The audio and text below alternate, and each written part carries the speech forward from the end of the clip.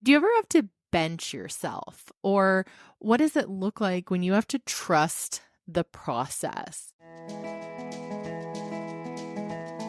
Welcome to the Resilient Rainer, the premier podcast focused on mental performance for equestrians and improved horse show performance.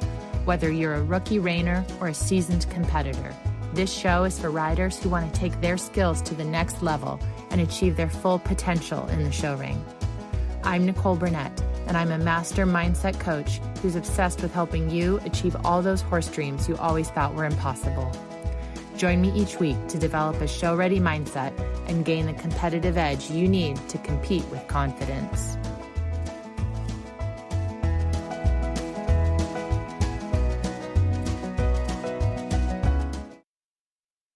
Well, hello there, Resilient Rainer fam. It's Nicole Burnett. And this is going to be a little more casual episode. I don't have extensive notes prepared or content to teach. I really have just been feeling this pull to share a little bit about my own journey or what might some of this mental coaching stuff look like in action and be a little bit vulnerable in this way. So I am going to chat for a few minutes today. We're going to talk about what this might look like applied, right? Because I've had a recent situation and I thought this is such a great thing that I can share this and that other people might relate to this story. So big picture, I'd say, hey, do you ever have to bench yourself? Or what does it look like when you have to trust the process? What does it really look like to be resilient, to be confident in what you're doing? What does it look like to get over looking like an idiot or having other people doubt you or all of this stuff? So anyway, let me back up and I'll just meander my way through this story here. If you've been listening, you know I have a 2-year-old and he's gotten started this year. So he's had a few months to get started. And then I've been doing a bunch of business stuff and he was growing. So we got a little time off. Now he's back going again. He's doing so great. And he's 2. So that means that he's gangly. He's weird. He doesn't know where to put all of his own hooves. All right. And he was doing so great. He was just so balanced. Everything was great. And he was just moving so smoothly, incredibly balanced and amazing. Honestly, it's only human. You feel a little cocky. Like my horse just naturally, he's just bred to do this, right? He just drops his nose and just jogs and lopes around like ain't no thing. You know, out of freaking nowhere, he just didn't want to pick up the right lead. Well, excuse me, young sir, like what's going on here? Why are you not picking up the right lead? And so they're like, okay, that's weird. This has been absolutely not a problem. And now it is. Or is it? You know, you're like, you should be able to do this. And of course, I even went out and had a lesson and absolutely did not come up. So, you know, you should really work on it. And like, whatever. Okay, maybe it was just not a thing and it was all in my mind. So we just keep going and it kind of is a thing and he doesn't want to pick it up. I'm getting frustrated and I can't figure out what is going on. Why are we not getting this right lead? And I'm honest, I'm getting frustrated and I'm pretty sure my horse could tell. And he's a good boy. All right. He's a good boy. He wants to be a good horse. And so I'm like, this is not good, right? I don't want him to keep doing this. I kind of felt like I had to bench myself. I was like, okay, this is not going anywhere good. So I got off and I said, all right, I need to put on my brain here. I need to not try and force my way through this. We need to make sure there's not a physical issue. So I got on the ground and I said, can this horse lope on the right lead on the lunge line? Right? Like, it's very possible that as a human being, I am asymmetrical and I am unintentionally, sitting on the wrong hip. I'm doing something weird and it's totally my fault, right? So I'm trying to figure out, can he do this on the ground? Well, start out with no. You're like, what is going on? Goodness gracious. And so I was like, all right, I've no business getting on this horse's back trying to get a right lead lope if he can't figure out how to coordinate himself on the ground. And this is still very frustrating. So I gave myself a week. I was like, all right, let's just lunge for a week. It's no big deal. Telling myself all this. So I spent a whole week just being like, we've got to be able to lope on the lunge line, right? Can he coordinate his physical body without a rider? How do we make this easy so that he can understand what I want him to do? And also I know that he can do it, right? So we slow down, we work on that. And then I get back on and it's tricky again. And I'm thinking, all right. And then I call up my friend and we ride together. And I was like, hey, I want you to hop on and see if he does it for you, because maybe it's just me. And well, of course, then we have no problem. We just kept going along. And it was just so funny though, because basically what was going on is we've got a young horse who doesn't know where to put his own feet. He's discombobulated. And it all comes down to me and my mindset and how am I handling it. This is not some fancy training technique. This is not some whatever. This is a young horse who's, butt shot up a couple inches and he's got long legs because he's going to be a tall little dude. And he's got big long legs. He feels like a giraffe. And all of a sudden he doesn't know where to put his own body. It's so funny though, because I can even feel my own ego creeping in. And it creeps in, and it comes in, and it says, hey, Nicole, you're kind of a crappy rider. And then it creeps on, and it goes, hey, Nicole, you're not a very good trainer to this horse. Hey, Nicole, I bet this horse wouldn't have this problem with somebody else. And it just wants to be a real jerk to me. It's not very helpful. And it's real amazing too. Like, when I'm riding and I have to be like, all right, we're going to be so neutral and just be a blank wall, right? We're going to try. And if he gets it, great. If he doesn't, he's not trying to be a bad horse. He probably just is out of balance. What do I need to do as a rider to strengthen his body? What do I need to do to put him in the correct position so that this is natural and easy? What do I need to do to manage myself that I'm not upset so that I can, re-ask and he doesn't feel like he's gotten in trouble because he didn't try and do anything wrong.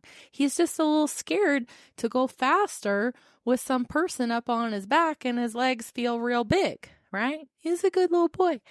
And it's funny how that can be challenging sometimes because your ego wants to creep into that situation. Your ego wants to tell you to make it a fight and get the horse trained, have him do whatever. And let me tell you though, when I can shut that voice down, our rides are so much better. And it's funny because I've really had to trust the process. And it's absolutely getting better without a big blow up fight. It almost got there. And that was when I had to bench myself. There was one ride. I said, you know what? This ride is done. He's not physically we're going to find something good to end on because I don't want this to be a fight. I don't want to break down this horse. I don't want him to feel like he's doing something naughty when he's just a little nervous and unsure.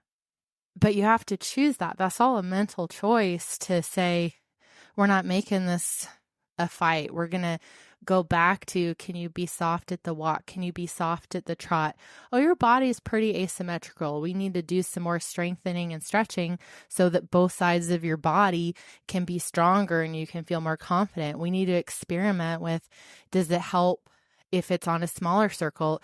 Honestly, it helped a lot because it's been, nasty winter, small indoors, beyond the outdoors. Now that it's nice out, I can go ride in a big outdoor arena in a big field. That helped a lot just on its own. You know what I mean? But being able to be really neutral, being able to be really calm, to regulate my own emotions, to just zap out all emotions, there's got to be some visual for that. But it's very much just, can I neutralize my emotions? Did we get the right lead? Oh, you're the best horse in the whole world. Great job, pony. Great job. Oh, we didn't? Okay, well, that's cool. Let's try again. No big deal. having it not be a fight, I can see it building up my horse's confidence. Like, I'm a good boy. I'm doing good things. You can tell when your horse is having a good time, when they feel like they're learning things, they're liking their job, and you want them to feel that way, right? You want them to like their job. That all is from me as the rider. That's from you as the rider. Can you zap your emotions out unless you're telling them they're doing the bestest? Because my horse is the bestest boy. Your horse is the bestest boy, bestest girl. It's your job as a rider to set up that learning environment. Anyway, this is like just a situation from my own riding very recently of having to just apply everything that I preach, practice what I preach, put the rubber to the road, do all this stuff because it's really trusting in the process. It's being able to regulate my own emotions. That is being 100% in the present moment. Because when I ask for something, if he stays soft, if he doesn't, if he picks up the right lead or he tries to do the left, like, can I be in the present moment and say, this is what it is, and not be caught up on the last one or the next one? And can I master my own anxiety and nerves around, oh my gosh, what is this going to mean in a year and 2 years? And you're like, it's a normal part of the process, okay? But can I master my own internal self-talk in order to get there and have a good time along the way?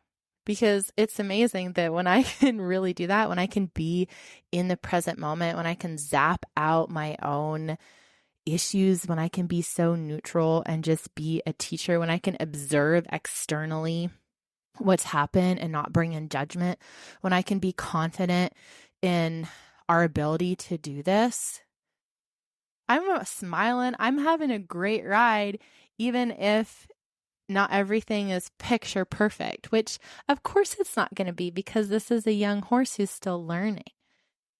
And yeah, I'm still having a ball, right? I'm smiling, I'm laughing. I'm like, no big deal. Try again. And then the horse is doing good. He's making great progress. And it's just fascinating though. And so I just wanted to share a story about what does it look like to put this into practice, and how having confidence as a rider and how putting this present moment focus, positive self-talk, emotional regulation, and just confidently being the rider and the leader for my horse, what that looks like. Because it can be messy. It can be challenging. It can be really hard to find those moments of good within a ride when my horse is little, like I say, he's got these little long legs. He's so cute, but he's got these long legs, and kind of find those moments of, working on softness, stretching out that left side when we're just jogging to the right, or look for the moment of, he stopped when I just exhaled. Oh, that was amazing.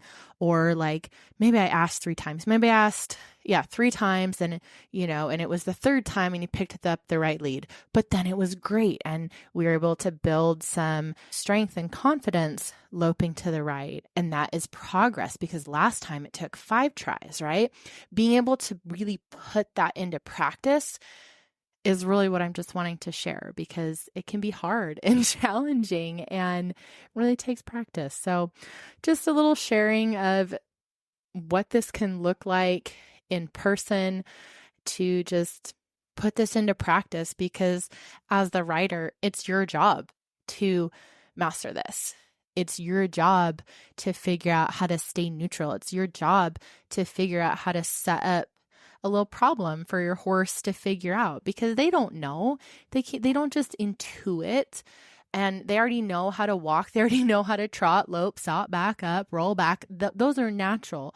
They don't always understand what your cues mean as a rider, or, how to rebalance their body with you on their back. And so it's your job to set them up to have a good experience. And it's your job to master yourself, to master your self-talk, master present moment focus, be a confident leader for your horse.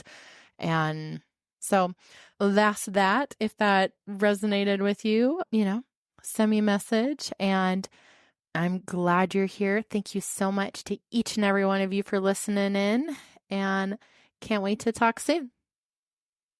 If you're listening along, it also really helps out the podcast, helps me to be able to reach more people and help more riders.